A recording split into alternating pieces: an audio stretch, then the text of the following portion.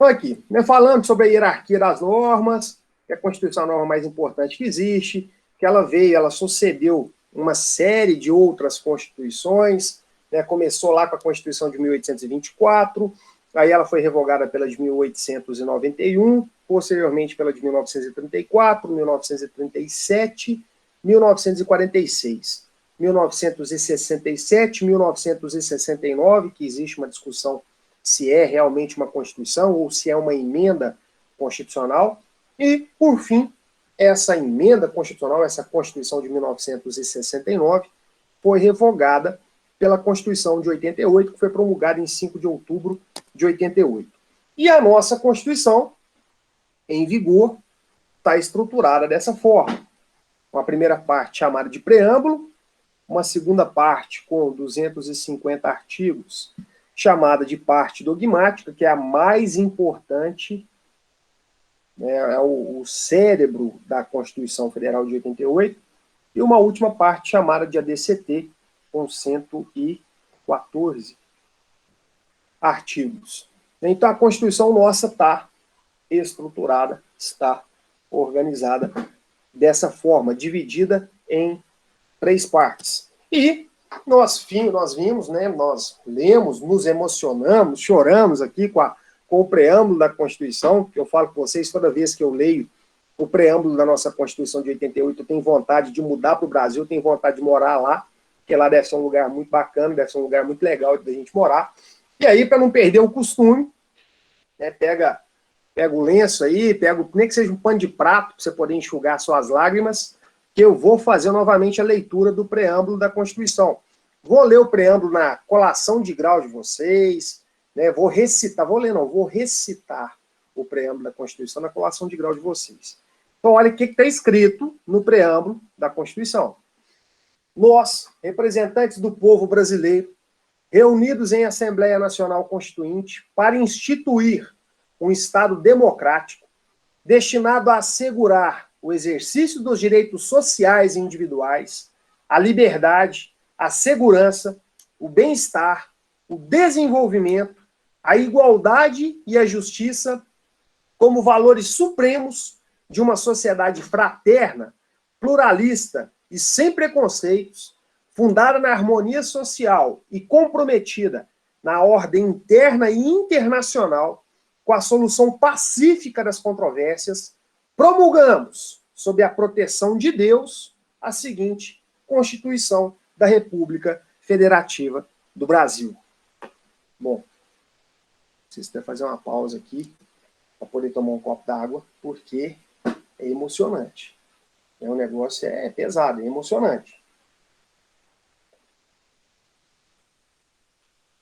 Então, olha só, esse aí é o preâmbulo da nossa Constituição, e a partir dele, né, se nós temos 4 entes federados que constituem, né, que a reunião desses 4 entes federados compõe a República Federativa do Brasil como ente soberano e que se relaciona com outros entes soberanos, com outros países e com até organismos internacionais, com organizações internacionais. O Brasil faz parte da ONU, faz parte da OEA, o Brasil se submete à jurisdição do Tribunal Penal Internacional.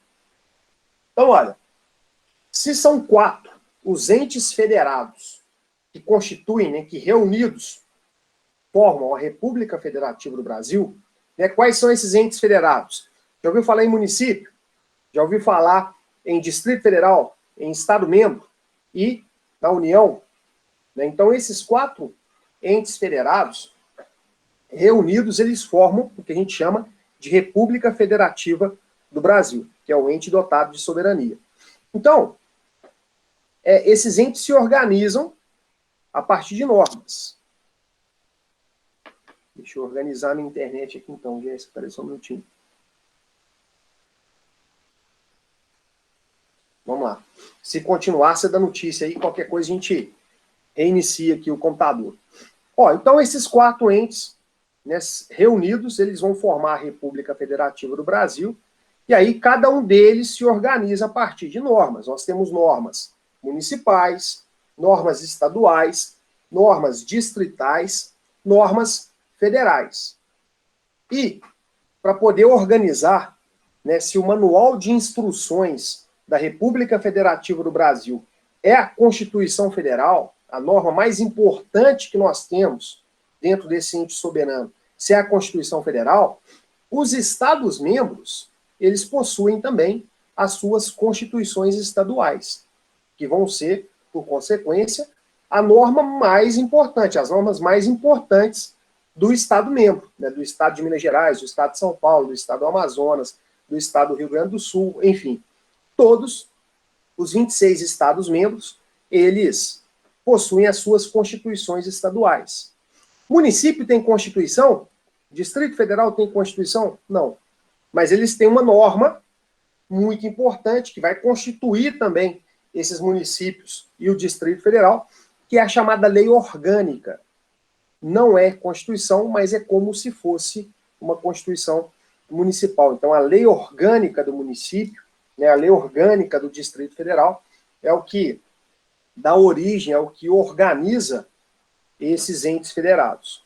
E aí, né, todos os 26 estados da federação têm a sua Constituição estadual. E se tem a Constituição estadual, tem o preâmbulo dessa Constituição. Né? Preâmbulo nada mais é do que a introdução à Constituição.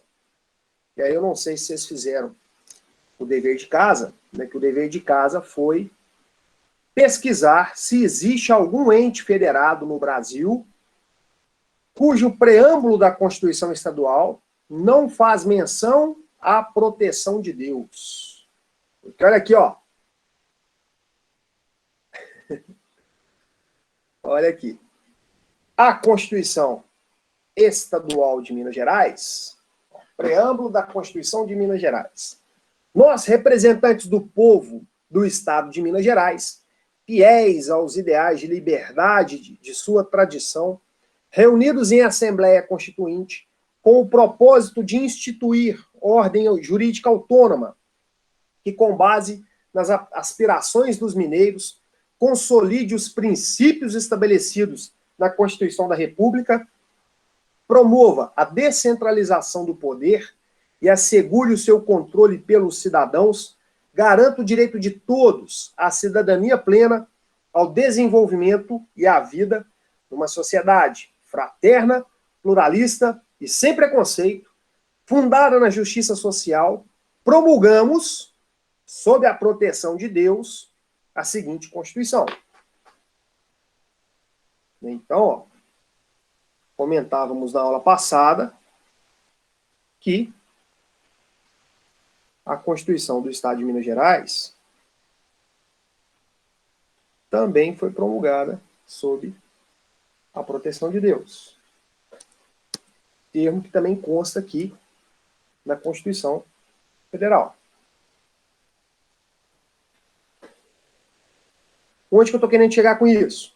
Nós precisamos entender qual que é a finalidade do preâmbulo da Constituição. Para que serve isso? Para que tem esse tanto de coisa bonita, essa tanto de palavra bonita aí no preâmbulo da Constituição? Qual que é a finalidade dele?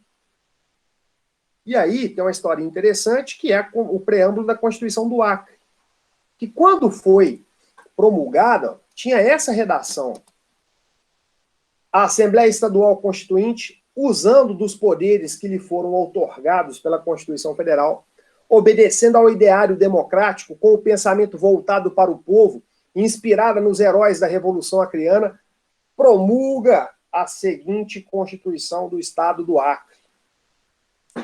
E aí,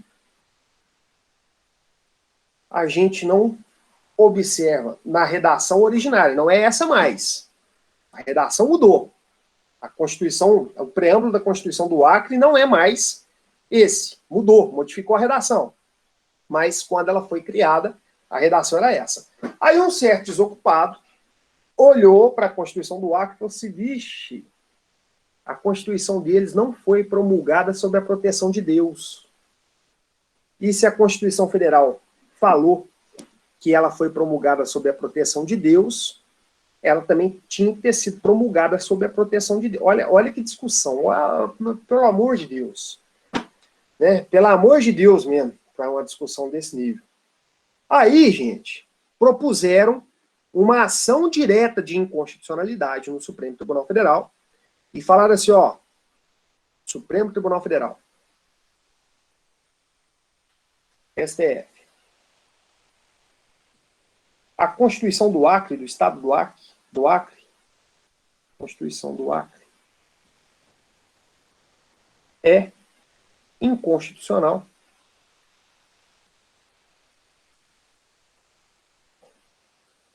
porque no preâmbulo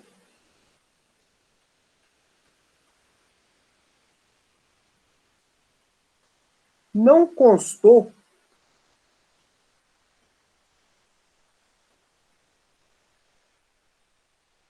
a expressão sob a proteção de Deus.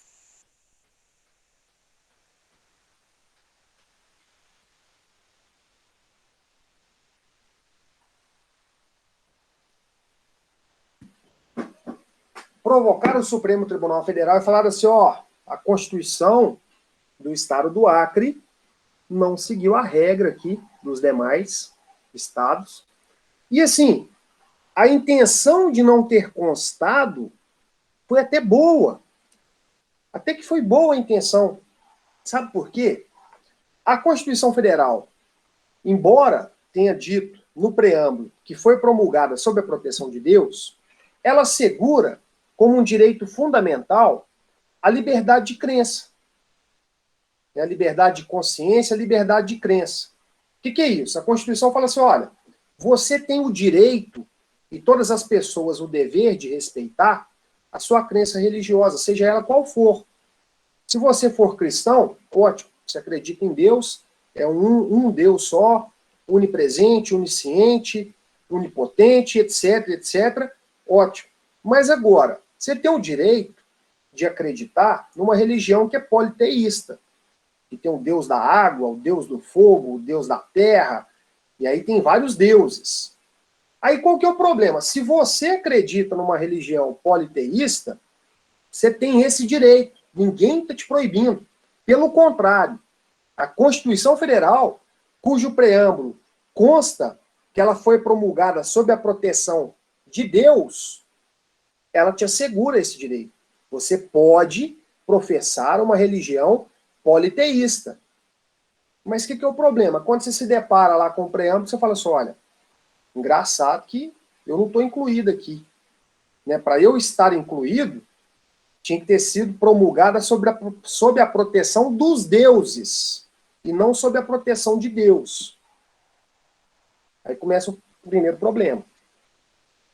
Segundo problema, se a Constituição assegura você professar qualquer religião, seja ela monoteísta, politeísta, ela te assegura também o direito de ser ateu, de não acreditar em religião nenhuma, de não acreditar em Deus.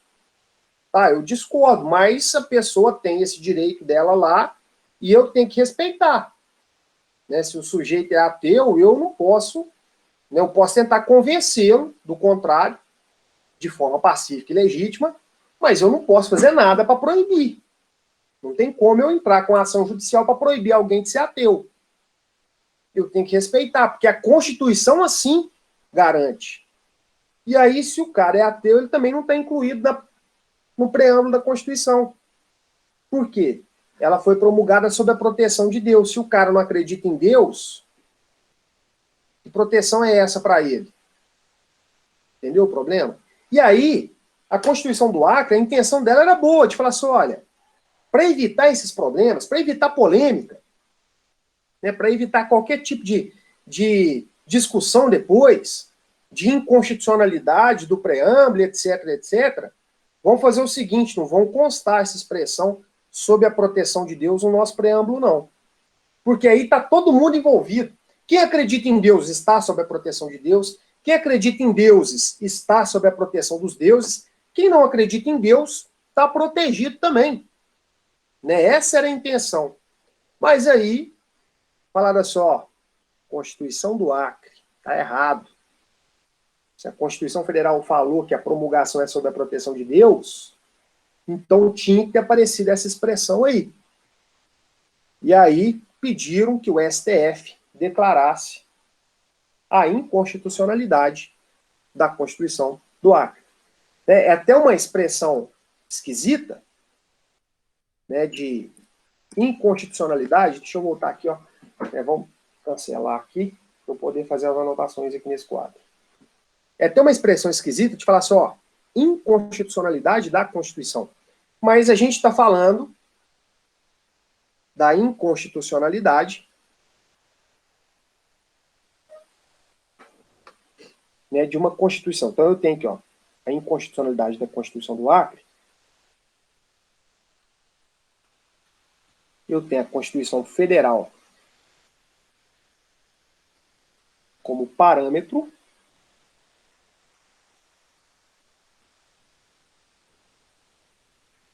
E abaixo dela eu tenho todas as constituições estaduais. Né? No caso nosso aqui, a Constituição do Estado do Acre. Por isso que eu estou falando em inconstitucionalidade de Constituição, porque uma é a Constituição Federal, outra é a Constituição Estadual do Acre. Certo? E aí, qual foi a decisão do Supremo Tribunal Federal? Decisão acertada. O STF decidiu que a Constituição do Acre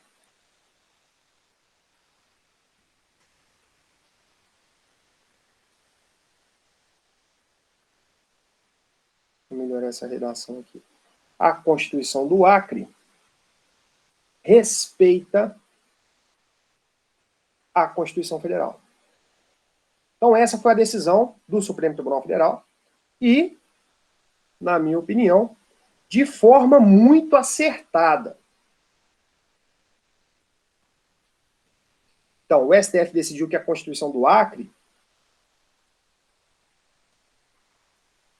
respeitava a Constituição Federal, CF aqui de Constituição Federal, embora não tivesse constado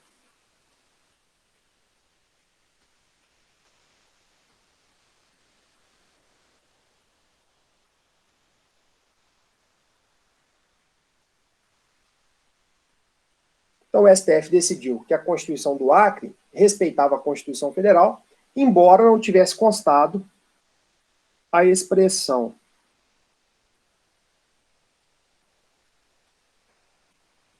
sob a proteção de Deus,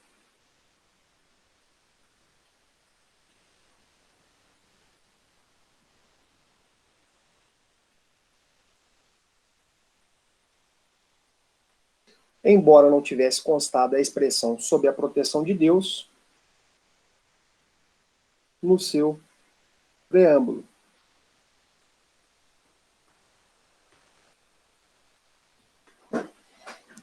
Sabe por quê? E aí, o STF apresentou vários motivos para justificar essa decisão, que foi uma decisão correta, uma decisão certa. Então, olha, primeiro motivo, vamos enumerar aqui, ó. Primeiro motivo, que eu disse na aula passada. O preâmbulo, que é a primeira parte, né, a Constituição Federal é dividida em 3 partes: preâmbulo, corpo dogmático e a DCT. Então, o preâmbulo, que é a primeira parte da Constituição, o preâmbulo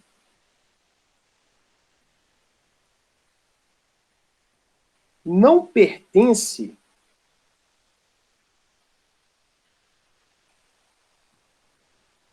ao direito constitucional.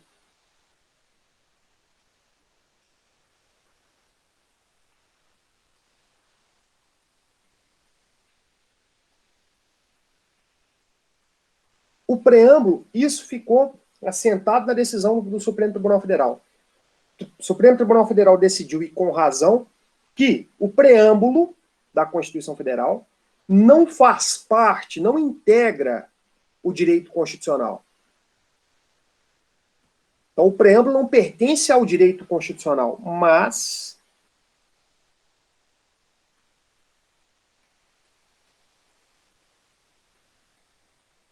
a seara política.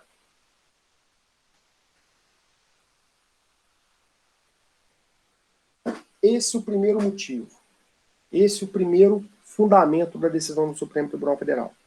O preâmbulo, que é a primeira parte da Constituição Federal, ele não pertence ao direito. Ele pertence à política.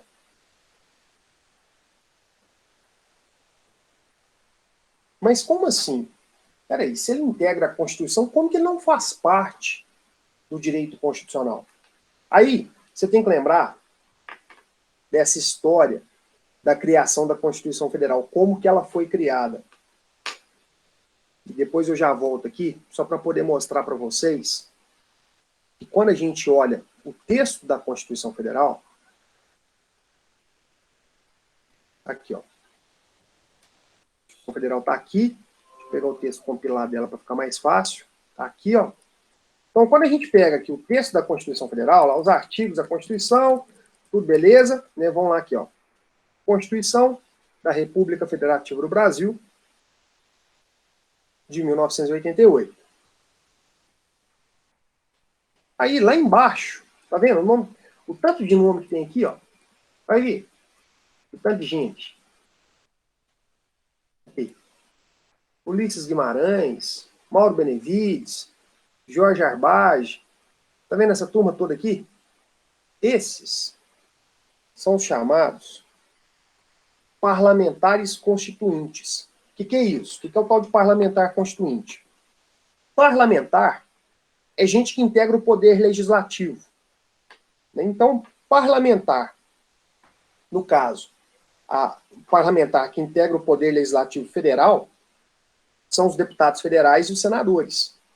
Então, a Constituição nossa de 88, ela foi escrita, foi votada, foi discutida pelos parlamentares, pelos membros do Poder Legislativo, lá de 1988. Essa Assembleia Nacional Constituinte, ela começou no dia 1º de fevereiro de 1987, e os trabalhos dessa Assembleia terminaram com a promulgação em 5 de outubro de 1988. Então, os deputados federais e os senadores é que são, né, os parlamentares que fizeram parte dessa Assembleia Nacional Constituinte que deu origem à Constituição nossa de 88. E aí, como a nossa Constituição foi elaborada, discutida por políticos, ela tem uma parte dela, que é essa parte introdutória, que integra a política. Que não é, então, a Constituição não é 100% jurídica. Tem a parte dela de introdução que pertence ao mundo político. E tem até uma passagem interessante, que a Constituição brasileira é uma das poucas do mundo, é uma das poucas do mundo que contempla o direito à licença paternidade. E aí tem uma história interessante de um deputado federal que era médico e que pouco antes da Constituição ser promulgada, a esposa dele ganhou neném e ele naquela, né, está prestes a aprovar, está prestes a promulgar a Constituição, mas ele não pode abandonar a família porque a esposa acabou de dar à luz a um filho. Então ele naquele aperto dividido entre a família e o trabalho, ele optou pela família. E aí, poucos dias antes da promulgação da Constituição, havia se tirado o direito da licença paternidade da Constituição.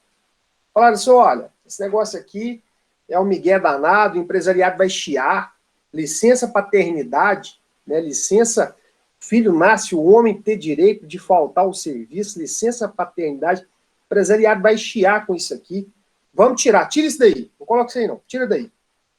Aí, dias antes da Constituição ser promulgada, esse deputado federal, médico, cuja esposa havia acabado de dar à luz. Ele sobe na tribuna e aí faz um discurso e foca, né, o foco do discurso, a ênfase do discurso dele foi no sentido de que, olha, quando o pai de família tem que optar entre a sua família e o trabalho, muitas vezes ele opta pela família, ele opta por estar junto com a esposa, até mesmo por uma questão de problemas de saúde que ela pode apresentar, de ter que ter um suporte, de ter que ter alguém para poder ajudá-la. E aí, a partir do discurso dele, eles reincluíram a licença paternidade na Constituição de 88. Então, a política está muito presente na elaboração da Constituição de 88. E aí, das três partes em que ela é dividida, preâmbulo, corpo dogmático e a DCT, uma parte não integra o direito constitucional. O direito constitucional apenas essas duas partes aqui. Apenas o corpo dogmático e o ADCT. O preâmbulo, ele faz parte desse mundo político. Ele integra a política e não o direito constitucional. Então, esse é o primeiro fundamento da decisão do Supremo Tribunal Federal. Ó, se a Constituição do Acre desrespeitou o preâmbulo da Constituição Federal, tá tudo certo. Tá tudo ok. Deixa eu limpar a tela aqui para eu poder continuar com as observações. Não para por aqui, não. Bom,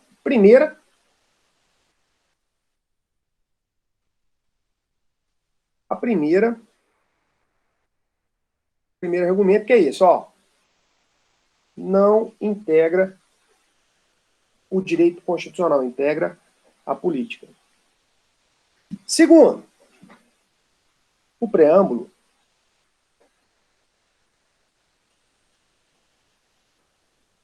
não vincula os Estados-membros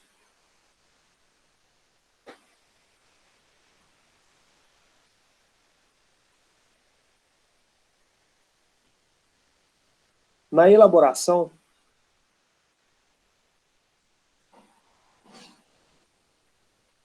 Então, ó, o preâmbulo não vincula os Estados-membros, é o Estado do Acre, o Estado de Minas Gerais, o Estado de São Paulo, o Estado do Mato Grosso.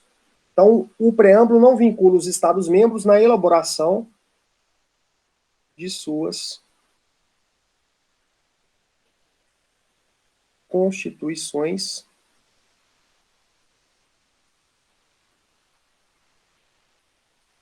estaduais.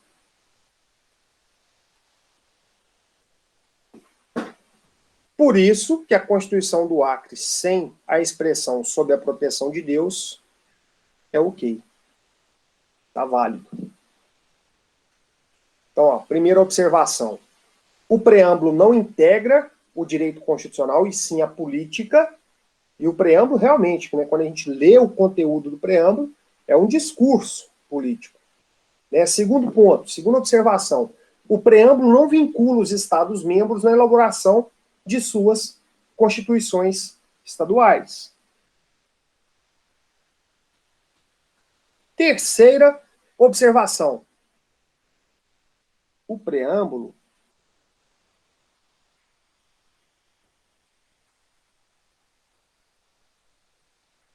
não serve de parâmetro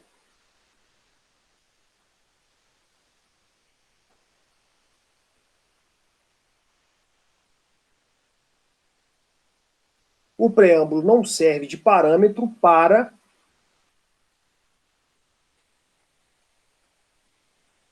declaração de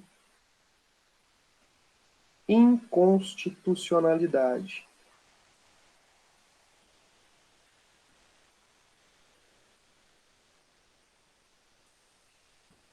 O preâmbulo não serve de parâmetro para declaração de inconstitucionalidade. O que significa essa terceira observação? Ó, eu não posso falar que nenhuma norma é inconstitucional comparada ao preâmbulo da Constituição Federal. Então, se uma Constituição estadual não foi promulgada sob a proteção de Deus, e a expressão sob a proteção de Deus só aparece no preâmbulo da Constituição Federal, eu não posso falar que essa Constituição estadual é inconstitucional. Então, o preâmbulo da Constituição Federal não serve de parâmetro, não serve de base para eu falar que uma outra norma é inconstitucional. A Constituição é a norma mais importante que existe. Ela está acima de todas as outras. Mas o preâmbulo não serve de base, não serve de parâmetro para eu dizer que uma outra norma que está no Código Penal, que está na Constituição Estadual, que está no Código Civil, que está no Estatuto da Criança e do Adolescente, é inconstitucional. Então o STF falou assim, olha, preâmbulo não serve de declaração de inconstitucionalidade. Terceira observação. Quarta observação.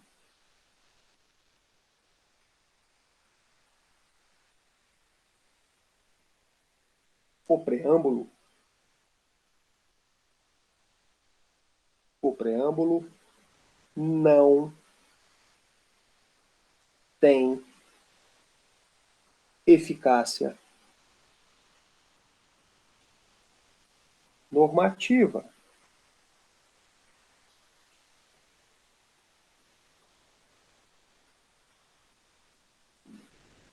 O que significa não possuir eficácia normativa? Ele não possui força de norma. Ele não tem o poder de modificar a realidade. Lembra disso. Eficácia normativa é o poder de modificar a realidade. O Código Penal tem eficácia normativa? Tem.